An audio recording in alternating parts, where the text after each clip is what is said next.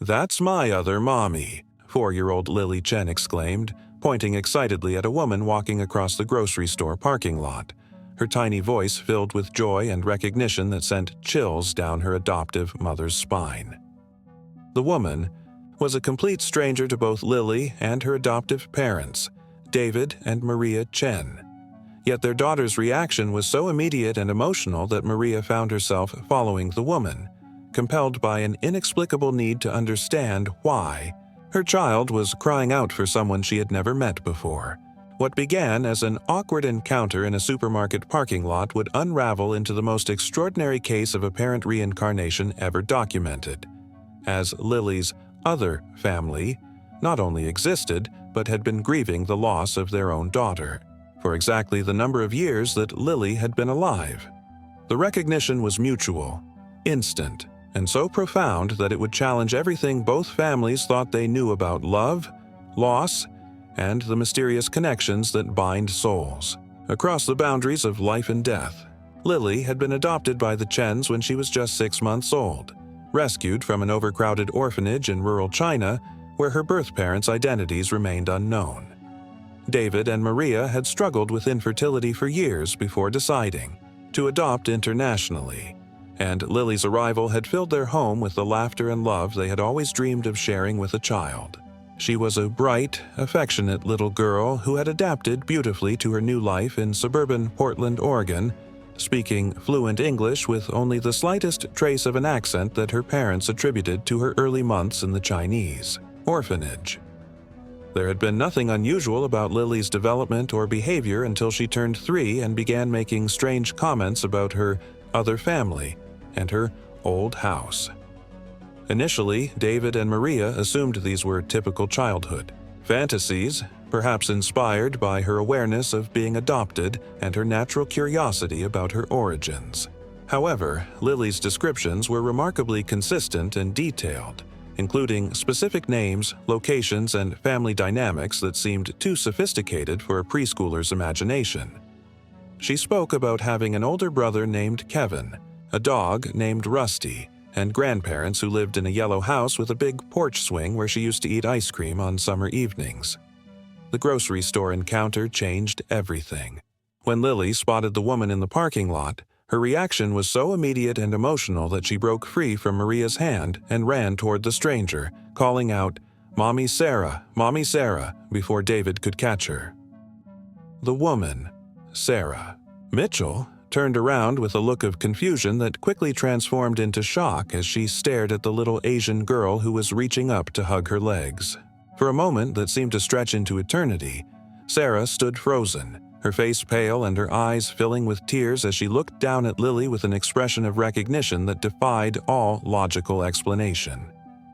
Maria apologized profusely for her daughter's behavior, explaining that Lily was adopted and sometimes confused strangers with imaginary family members.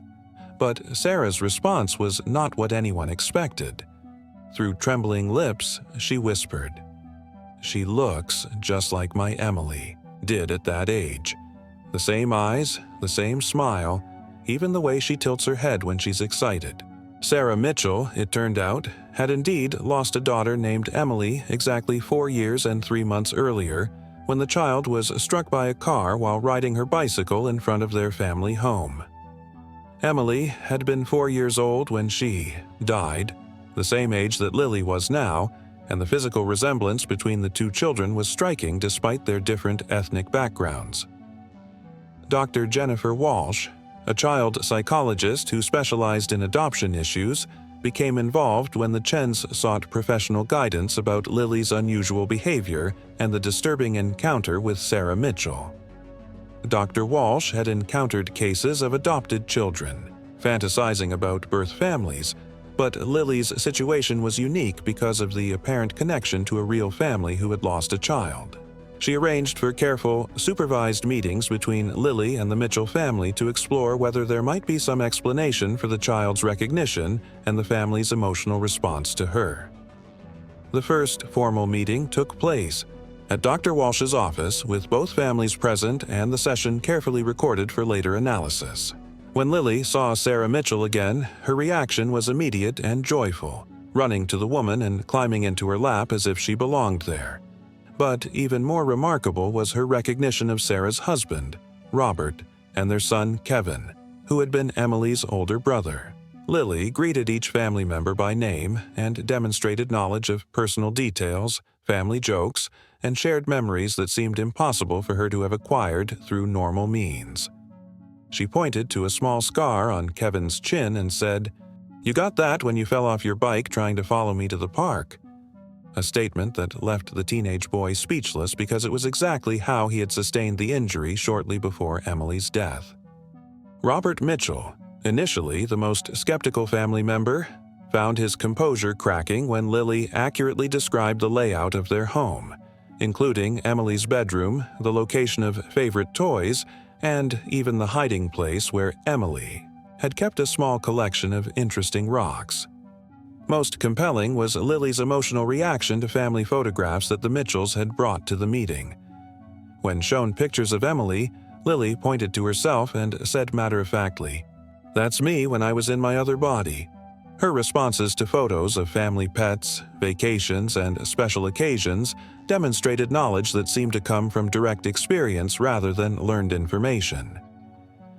The investigation deepened when both families agreed to allow Dr. Walsh to conduct more extensive interviews and testing to explore the apparent connection between Lily and the deceased Emily Mitchell. Under careful questioning, Lily provided details about Emily's life that were verified through family records, school documents, and interviews with Emily's teachers and friends.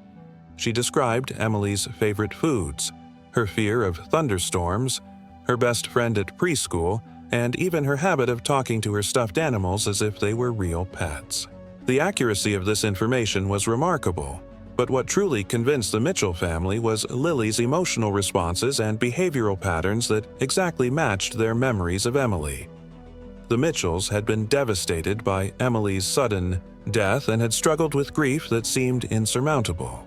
Sarah had fallen into severe depression, unable to accept that her vibrant, loving daughter was gone forever. Robert had thrown himself into work to avoid dealing with his pain, while Kevin had become withdrawn and angry, blaming himself for not being there to protect his little sister. The family had tried counseling, grief support groups, and various forms of therapy, but nothing had eased the crushing weight of their loss. Meeting Lily had reawakened both hope and confusion, as they found themselves confronted with a child who seemed to carry their daughter's spirit in a different body. Dr. Marcus Thompson, a researcher from the University of Virginia's Division of Perceptual Studies, became involved when Dr. Walsh contacted him about Lily's case.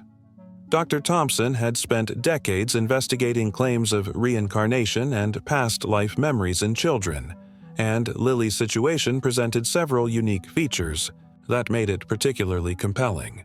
The timing of Emily's death and Lily's birth created a narrow window that was consistent with reincarnation theories, while the mutual recognition between the child and family members provided rare evidence of two-way verification that is seldom seen in such cases. Dr. Thompson conducted extensive interviews with both families, documenting Lily's statements and comparing them with verified facts about Emily's life. He was particularly interested in details that Lily provided about Emily's final day, including her excitement about a new bicycle and her plans to ride to the park to meet friends. These details were emotionally painful for the Mitchell family to hear, but they matched exactly with their memories of Emily's last morning and her enthusiasm about demonstrating her improved bike riding skills to neighborhood children. Most remarkably, Lily described seeing the accident from above, watching her old body being taken to the hospital while she tried unsuccessfully to comfort her grieving family. The psychological dynamics between the two families became increasingly complex as they struggled to understand and process Lily's apparent connection to Emily. The Chens faced the heart-wrenching possibility that their beloved daughter might be psychologically attached to another family, while the Mitchells grappled with the hope that their lost child had somehow returned to them in a different form. Dr. Walsh worked carefully with both families to establish healthy boundaries while allowing for continued contact that might benefit.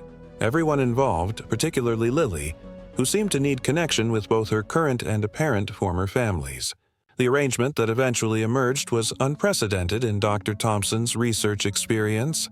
Both families agreed to maintain regular contact, with Lily spending time with the Mitchells while remaining primarily with her adoptive parents, the Chens. This unusual custody arrangement required careful coordination and ongoing therapeutic support, but it seemed to meet everyone's emotional needs while honoring both Lily's apparent memories of being Emily and her current identity as the Chens' adopted daughter. Sarah Mitchell found healing in caring for Lily, while the Chens gained deeper understanding of their daughter's unique situation and the family whose love she seemed to carry from another lifetime. Kevin Mitchell, initially resistant to accepting Lily as his reincarnated sister, gradually warmed to her presence as she demonstrated intimate knowledge of their shared experiences and showed the same personality traits that had characterized Emily.